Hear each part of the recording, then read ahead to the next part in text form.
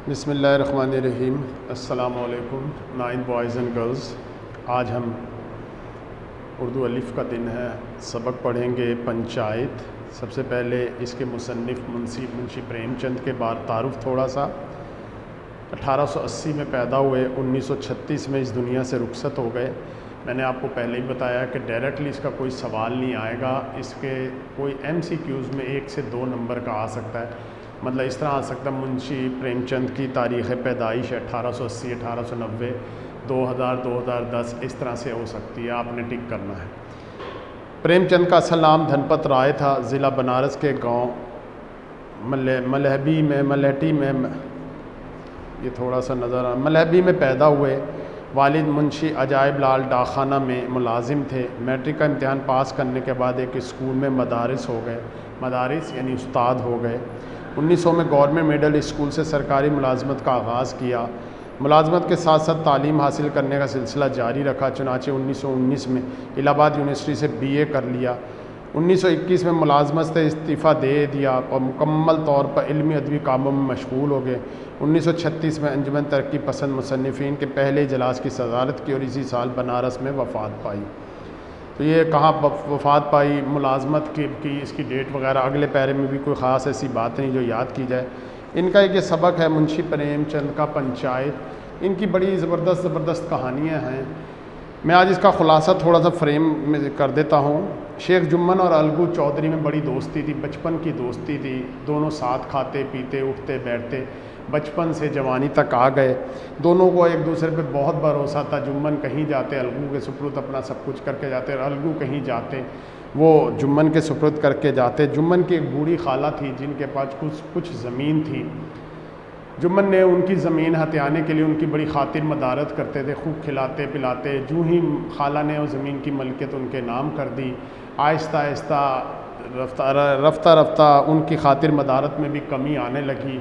आखिर खाला ने नोट किया कि अब उस तरह से खातिर नहीं करता है। खाला ने कई दफ़ा जुम्मन से शिकायत भी कि तुम्हारी बीवी मेरे साथ ऐसा नहीं करती, अच्छा ख्याल नहीं रख रही। जुम्मन कहता था मैं औरतों के मामले में नहीं पढ़ सकता। इसी तरह एक दिन खाला को महसूस हुआ कि अब इसके साथ गुजारा नहीं हो सकता। उसने जुम्मन को कहा कि तुम मेरा अलहदा खाने पीने का बंदोबस्त कर दो, नहीं तो मैं तुम्हारे साथ अब नहीं रह सकती। जुम्मन ने कहा खेतों से कोई ख़ास मुनाफा हासिल नहीं होता, मैं कहाँ से ला के दूँ, जो बनता है इसी तरह रहो आप। खाला को गुस्सा आ गया। खाला ने कहा मैं पंचायत करूँगी। जुम्मन को भी कहा ठीक है तुम पंचायत कर लो, क्योंकि जुम्मन का जो असर रसूख बहुत था, लोग उससे डरते थे। खैर उसने खाला ने अपने तौर पे बहुत लोगों को पास जाके कहा कि जब पंचायत में आना। खैर अलगू चौधरी के पास भी गई, अलगू से कहने लगी तुम भी आना। अलगू ने कहा मैं क्या करूँगा आके। उन्होंने कहा क्यों, इंसाफ के लिए बोल नहीं सकते। खैर पंचायत लगाई गई। जुम्मन से पूछा गया किसको पंच बनाते हो, यानी जज जो फैसला करे। जुम्मन ने कहा जिसको मर्ज़ी बना लो। खाला से कहा, खाला ने इधर उधर देखा और कहा अलगू हमारी पंचायत की पंच बनेगा। ये सुनना था कि अलगू घबरा गए। खैर अलगू को जब पंच बना दिया गया, जिरा हुई, बहस हुई, सारी बात हुई। आखिर अलगू ने फ़ैसला सुनाया। जुम्मन को कहा कि भाई देखो खेतों से माकूल मुनाफा हासिल होता, तुम खाला के खाने पीने का बंदोबस्त करो, नहीं तो ये जो है हबानामा मनसूख हो जाएगा। ये सुनना था कि शेख जुम्मन और अलगू की दोस्ती की जड़ें हिल गईं। खैर वो फ़ैसला हो गया। अलगू जो थे वो एक मेले से बड़ा ज़बरदस्त बैल लाए थे। इस फैसले के 1 माह बाद उसमें से एक बैल की जोड़ी थी, एक मर गया। अलगू को महसूस हुआ कि इसको जुम्मन ने जहर दिया है।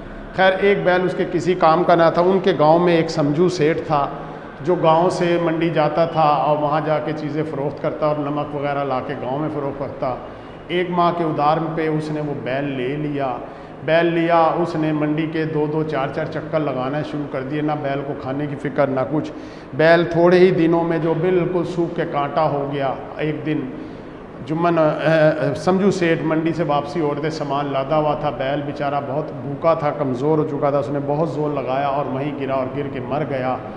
समझू सेठ ने सोचा रात यहीं गुजारी जाए। रात को वो वहाँ सो गया। किसी टाइम आँख लग गई। सुबह जो उठा तो देखा सारा माल और जेब में जो पैसे थे सब चोरी हो चुके थे। रोटता पीटता घर आया और आके कहने लगा मेरे तो सारी कमाई लुट गई। बीवी में और अलगू चौधरी एक अपने पैसे जब लेने आए, इनमें आपस में खूब लड़ाई हुई। फ़ैसला अदालत तक यानी पंचायत तक चला गया। पंचायत लगाई गई और वहाँ पे ये फ़ैसला किया गया पंच किसको बनाते हैं। समझू सेठ को अंदाज़ा था कि अलगू और जुम्मन की जो है दोस्त खूब दुश्मनी है, उसने कहा मेरी तरफ से जुम्मन पंच बनेगा। अलगू ने सोचा जो फिर नसीब में होगा वो हो जाएगा। जब जुम्मन वहाँ पंच बना और जिरा हुई तो जुम्मन ने फ़ैसला सुनाते हुए कहा कि भाई जब तुम्हें बैल दिया गया था बैल बिल्कुल सही था, उसी टाइम अगर कीमत दे दी जाती तो कोई लड़ाई ना होती, चूँकि बैल तुम्हारे उसमें मरा है और अब ये है कि उसके पहले पैसे तुम्हें अलगू को अदा करने होंगे। ये बात सुनकर अलगू खुश हो गया। जुम्मन उसके पास आया और कहने लगा जब तुमने मेरे ख़िलाफ़ फ़ैसला किया था तो मैं समझ ना सका था, लेकिन आज पंच की कुर्सी पे बैठ के मुझे एहसास हुआ कि जब कोई मुनसिफ बन जाता है तो वो किसी का रिश्तेदार नहीं होता है। मुझे माफ़ कर दो। दोनों की दोस्ती का मुरझाया हुआ दरख्त फिर से हरा भरा हो गया। अब वो चालों की ज़मीन पर नहीं, हक़ और इंसाफ की ज़मीन पे खड़ा था। काफ़ी मुख्तसर किया, इसे जब आप पढ़ेंगे तो इंशाअल्लाह ये ख़ुलासा समझ आ जाएगा। कल इंशाअल्लाह उर्दू बी का दिन है, उर्दू बी की मुलाकात होगी। इजाज़त दीजिए, अल्लाह हाफ़िज़।